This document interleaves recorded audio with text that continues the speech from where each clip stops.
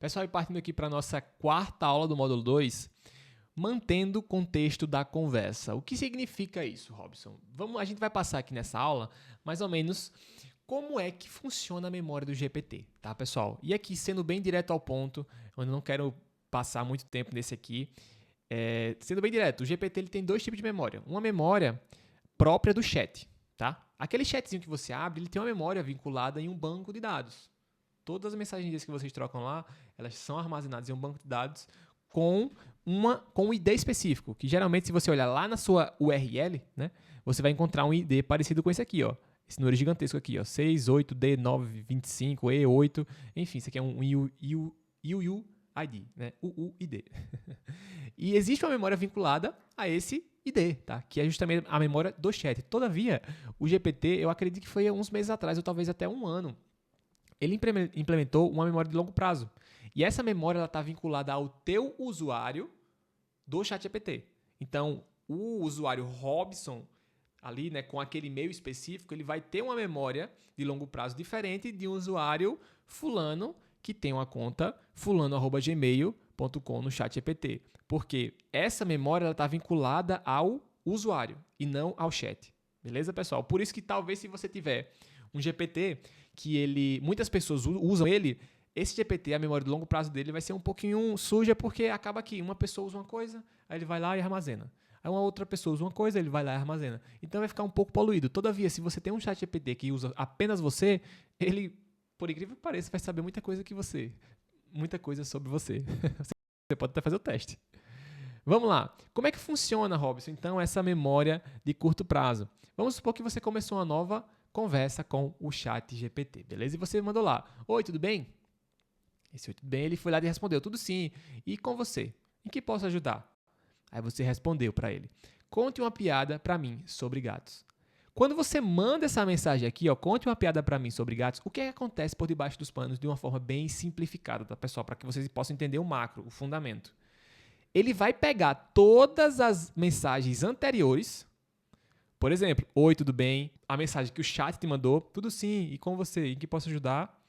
E a última mensagem que você enviou, conte pra mim uma piada sobre gatos. Ele vai pegar todas essas mensagens, vai empilhar todas elas como em um grande bloco de texto e mandar pro chat GPT.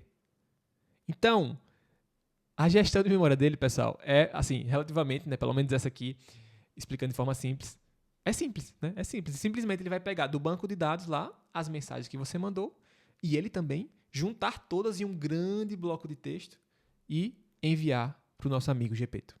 E ele vai pegar, processar todo esse texto. Nesse caso, obviamente, são poucos textos, né? São poucas interações, mas imagine uma conversa que você está tendo aí durante horas. Imagine o tamanho desse texto que ele vai receber. Então, o GPT vai pegar, né? A aplicação do GPT vai pegar isso aqui tudo, juntar em um bloco e manda para ele. E aí ele processa todo esse texto e, no caso, ele vai me responder. Ele vai responder a última pergunta que eu fiz, né? Conte uma piada para mim sobre gatos. Ele vem aqui e fala, por que o gato não gosta de computador? Porque ele tem medo de mouse. Bem ruim, por sinal, né? Bem ruim. Beleza, pessoal? Então, essa é a memória de curto prazo. Ele vai empilhando as interações, tanto que você envia para ele, como também que ele envia para você, para que sempre que você mandar uma nova interação, ele pega todas aquelas interações, faz um amontoado, bota tudo dentro do saco, fecha e joga para o chat GPT processar.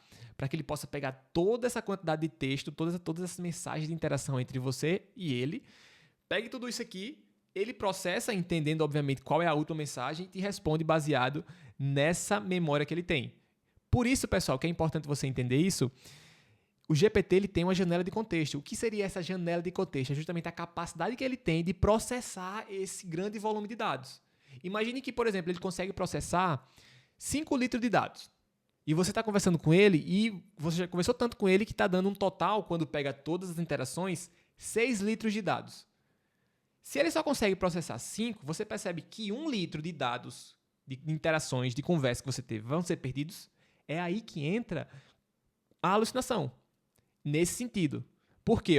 Você vai começar a dizer, não, ele não está mais lembrando o que eu mandei no início. Porque, de fato, o tamanho do dado que ele está recebendo, né, os 6 litros, vai além da capacidade que ele tem de processar, que é, nesse caso, 5 litros. Por isso que, às vezes, é melhor você abrir um novo chat para conversar com ele do que tentar ficar conversando com esse chat que já bateu aí essa memória dele, essa capacidade de processar dessa memória, porque senão, de fato, ele não vai conseguir mais lembrar do início lá, e se isso for crucial, é melhor iniciar um novo chat já passando, por exemplo, pedindo para ele resumir esse chat que você teve com ele ali.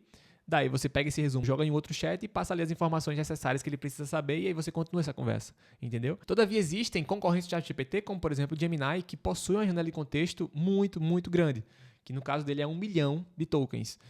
Óbvio que isso aí tem os seus benefícios, né? Que você consegue ter um processamento de dados, processamento de interações muito maior, em vez de ele, por exemplo, conseguir armazenar, vamos dizer assim, processar 5 litros de água, ele consegue processar 100 litros de água.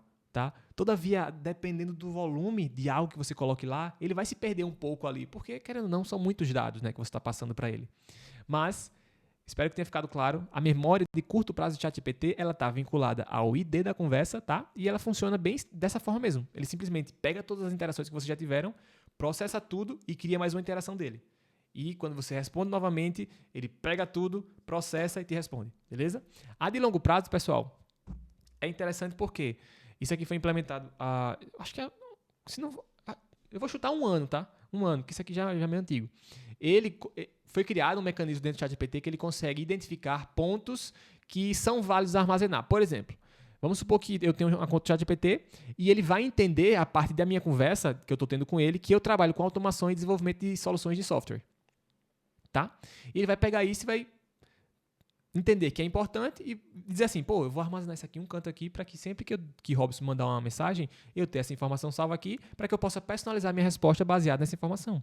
Outra coisa, ele pegou e armazenou que eu tenho 26 anos, eu tenho uma esposa chamada Laine, que cursa enfermagem na UFCG, e a gente possui um cachorro salsicha chamado Theo. Em algum momento, em alguma interação, eu devo ter falado isso, e ele pensou, né?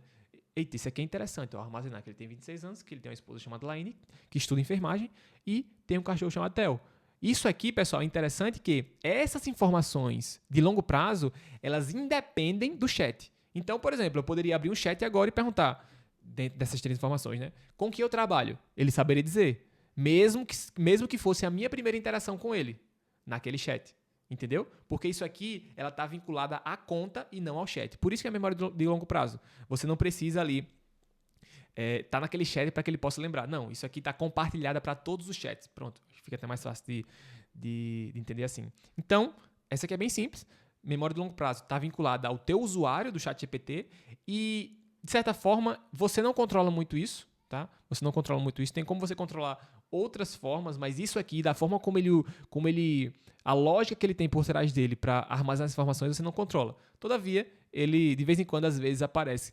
Eu não sei se você já viu isso, mas quando você passa informação para ele que ele considera válida armazenar na memória de longo prazo, ele bota assim, memory update, algo assim.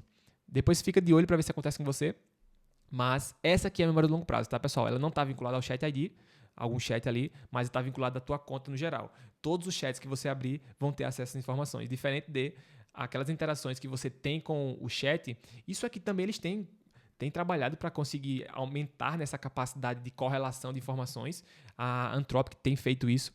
Todavia, ele não consegue armazenar coisas muito minuciosas ainda, tá? Mas quem sabe no futuro, muito provavelmente isso aqui vai acontecer também. Mas é dessa forma que funciona a memória de curto prazo do ChatGPT e a memória de longo prazo. De curto prazo, o mais importante é você entender que as IAs elas têm uma capacidade limitada de processar as informações, que é a sua janela de contexto. Então, quando a tua interação ela ali está muito longa e ela consiga explodir, né, passar essa janela de contexto, ele vai começar a alucinar porque ele não vai lembrar de coisas que vocês conversaram no início da conversa. E se for coisas importantes, você vai sentir que ele está perdendo um pouco da qualidade, tá? Então é muito importante você entender isso. Se você tem um chat que você utiliza muito, muito provavelmente esse chat já começou a perder qualidade devido à janela de contexto já ter batido. Nesse caso é melhor você abrir um outro, porque você vai ter melhores resultados. Tá bom, pessoal? Valeu!